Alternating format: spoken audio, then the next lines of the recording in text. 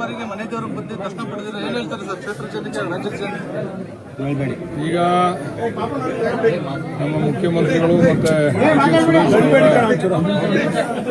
ಅವರ ಕುಟುಂಬದ ಮತ್ತೆ ಹೈಕಮಾಂಡಿನ ಆಶೀರ್ವಾದದಿಂದ ಮಂತ್ರಿ ಪದವಿ ಲಭಿಸಿದೆ.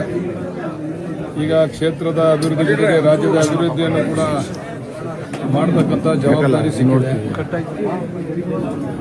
ಏನು ಹೇಳೋದು, ಖುಷಿಯಾಗಿದೆ. ಈಗ ಜನಗಳ ಋಣವನ್ನು ತೀರಿಸ್ತಕ್ಕಂಥ ಕೆಲಸ ಮಾಡಬೇಕು ಸರ್. ಈಗ ನಿಮ್ಮದೇ ಆದ ಒಂದು ಕನಸಿದೆ ಸರ್, ಈಗ ಸಚಿವ ಸ್ಥಾನ ಸಿಕ್ಕಿದೆ, ಯಾವ ರೀತಿ ಈಡೇರಿಸ್ತಾರೆ ಸರ್?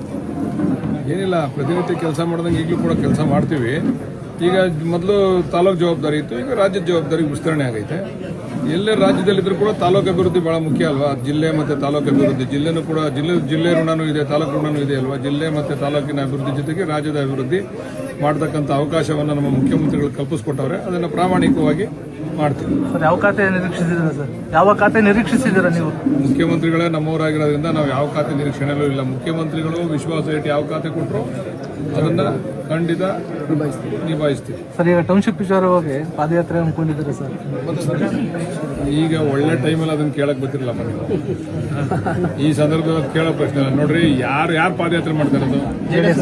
JDS-ನವರಲ್ವಾ? ಯಾರು ಇದನ್ನು ಮಾಡಿದವ್ರು ಯಾರು? ಮೊದಲು ನೋಟಿಫಿಕೇಶನ್ ಮಾಡಿದವ್ರು ಯಾರು? ಟೆಂಡರ್ ಕರೆದವ್ರು ಯಾರು? ಜಾಗತಿಕ ಟೆಂಡರ್ಗೆ ಇವ್ರಿಗೆ DLF ಕೊಟ್ಟವಂತವ್ರು ಯಾರು ಕೊಟ್ಟೋ ರೆಡ್ ಝೋನ್ ಮಾಡಿದಂಥವ್ರು ಕೂಡ ಕುಮಾರಸ್ವಾಮಿ ಅವರು. ಈಗ ಅವರೇ ಪಾದಯಾತ್ರೆ ಮಾಡ್ತಾರೆ ಅಂದ್ರೆ ಹಾಸ್ಯಾಸ್ಪದ. ಅದು ಯಾರೀ ಟೌನ್ಶಿಪ್ಗೆ ರೂವಾರಿಗಳು ಅವರೇ ಪಾದಯಾತ್ರೆ ಮಾಡ್ತಾರೆ ಅಂದ್ರೆ ಹಾಸ್ಯಾಸ್ಪದ. ಪಾಪ ಅವರೇನೋ ರಾಜಕೀಯ ತೀಟೆ ತೀರಿಸ್ಕೊಳ್ಳೋಕ್ಕೋಸ್ಕರ ಮಾಡ್ತಾವ್ರೆ. ಮಾಡ್ಕೊಂಡು ಹೋಗ್ಲಿ, ನಮ್ದೇನು ತಕರಾರಿಲ್ಲ. ಜನಕ್ಕೆ ಗೊತ್ತದೆ.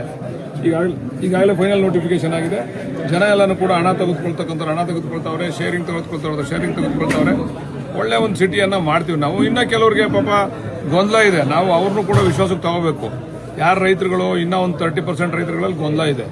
ಮುಖ್ಯಮಂತ್ರಿಗಳು ಈಗ ಒಂದು ಕಮಿಟಿ ಮಾಡಿ ಅವ್ರನ್ನೂ ವಿಶ್ವಾಸಕ್ಕೆ ತಗೊಳ್ತಕ್ಕಂಥ ಕೆಲಸ ಮಾಡಬೇಕು ಅಂತ ಆದೇಶ ಮಾಡಿ. ಈಗ ಸಚಿವ ಸ್ಥಾನದ ವಂಚಿತರು ಬೇಸರದಲ್ಲಿದ್ದಾರೆ ಸರ್. ನಾನು ವಂಚಿತರಾಗಿದ್ರು ನಾನು ಬೇಸರದಲ್ಲಿರ್ತಿದ್ದೆ. ಈಗ ಅವರು ವಂಚಿತರಾಗಿರೋದು ನ್ಯಾಚುರಲಿ ಬೇಸರ ಇರ್ತದೆ. ಮುಖ್ಯಮಂತ್ರಿಗಳು ಹೈಕಮಾಂಡ್ ಕರೆದಿ ಸರಿಪಡಿಸ್ತಕ್ಕಂಥ ಕೆಲಸ ಮಾಡ್ತಾರೆ. ಈಗ 33 ಕೊಡೋಕ್ಕಾಗೋದು, ಮೊದಲಂಗೆ ಏನು 50-60 ಮಾಡೋಕ್ಕಾಗಲ್ಲ. 33ರಲ್ಲಿ ಒಂದು ಅವಕಾಶ ಮಾಡಿಕೊಟ್ಟವ್ರೆ. ನೋಡೋಣ ಮುಂದೆ ಮುಖ್ಯಮಂತ್ರಿಗಳು ಏನೇನು ತೀರ್ಮಾನ ತಗೊಂತಾರೆ, ನಾವೆಲ್ಲ ಬದ್ದಾಗಿದ್ದೀವಿ. ಸರ್, ಸಿದ್ದರಾಮಯ್ಯ ಅವರು ಬೇಸರದಲ್ಲಿದ್ದಾರೆ ಅಂತ? ಇಲ್ಲ, ಸಿದ್ದರಾಮಯ್ಯವರು ಯಾಕೆ ಅವ್ರು ಹೇಳ್ದಂತಕ್ಕಂಥ ಎಲ್ಲರೂ ಕೂಡ ಮಂತ್ರಿಗಳಾಗಿದ್ದಾರೆ. ಬೇಸರ ಪಡ್ತಕ್ಕಂಥದ್ದು ಏನಿಲ್ಲ. ಸಿದ್ದರಾಮಯ್ಯವ್ರು ಹೇಳಿದಂಥವ್ರು ಕೂಡ ಮೋರ್ ದೆನ್ 50% ಸಿದ್ದರಾಮಯ್ಯವ್ರ ಕಡೆಯವರೇ ಇದ್ದಾರೆ ಅಲ್ಲಿ ಮಂತ್ರಿಮಂಡಲದಲ್ಲಿ. ಇವರು ಅನ್ನೋ ಪ್ರಶ್ನೆ ಅಲ್ಲ. ಸಿದ್ದರಾಮಯ್ಯನ ಯಾರ್ಯಾರು ಮಾಡಬೇಕು ಅಂತ ಹೇಳಿದ್ರು ಅದ್ರಲ್ಲಿ ಮೋರ್ ದೆನ್ 50% ಹೈಕಮಾಂಡ್ ಅವಕಾಶ, ಅವ್ರಿಗೂ ಕೂಡ ಮುಖ್ಯಮಂತ್ರಿಗಳು ಹೈಕಮಾಂಡ್ ಅವಕಾಶ ಮಾಡಿಕೊಟ್ಟಿದೆ. ಸರ್, ಈಗ ಇದು ನಿಮ್ಮ ಮನೆ ದೇವರು ಸರ್, ಅಭಿವೃದ್ಧಿಗೆ, ದೇವಾಲಯದ ಅಭಿವೃದ್ಧಿಗೆ ಏನೆಲ್ಲ ಮಾಡ್ಬೇಕಲ್ಲಪ್ಪ? ನನ್ನ ಜವಾಬ್ದಾರಿ. ಕ್ಷೇತ್ರದ ಅಭಿವೃದ್ಧಿ ಜೊತೆಗೆ ನಮ್ಮ ಮನೆ ದೇವರ ಅಭಿವೃದ್ಧಿನೂ ಆಗ್ಬೇಕಲ್ಲ. ಮನೆ ದೇವರ ಅಭಿವೃದ್ಧಿನೂ ಮಾಡ್ತೀವಿ. ಈಗ ಎಲ್ಲ ನೀರಿನ ಕ್ಷೇತ್ರ ತಯಾರು ಮಾಡ್ಕೊಂಡಿದ್ದೀವಿ, ಮಾಡ್ತೀವಿ. ಸರ್, ಈಗ ಕೆಂಪೇಗೌಡ ಅವರ ಕೊತ್ತಲುಗಳು ಇವೆಲ್ಲ ಅಭಿವೃದ್ಧಿಗೆಲ್ಲ ಇಲ್ಲ, ಈಗ ನಿಮಗೂ ಕೊಟ್ಟಿರ್ಬೇಕಲ್ಲ. ನಮಗೂ ಕೂಡ ದುಡ್ಡು ಕೊಟ್ಟವ್ರೆ. 10 ಕೋಟಿ ಇವ್ರಿಗೂ ಇದಕ್ಕೂ ಕೊಟ್ಟವ್ರೆ. ಉತ್ತರದುರ್ಗ ಅವೆಲ್ಲ ಅಭಿವೃದ್ಧಿಗೆ ಕುಣಿಗಲ್ ತಾಲೂಕು 10 ಕೋಟಿ ಕೊಟ್ಟಿದ್ದಾರೆ. ನಮಗೊಂದು 30 ಕೋಟಿ ಕೊಟ್ಟಿದ್ದಾರೆ ಈ ಸರಿ ಬಜೆಟ್ನಲ್ಲಿ. ಈಗ ಇನ್ನೇನು ಶೀಘ್ರದಲ್ಲೇ ಈ ಕೆಂಪೇಗೌಡರ ಸಮಾಧಿ ಅಭಿವೃದ್ಧಿ ವಿಚಾರವನ್ನು ಚರ್ಚೆ ಮಾಡ್ತಾ ಇದ್ದೀವಿ.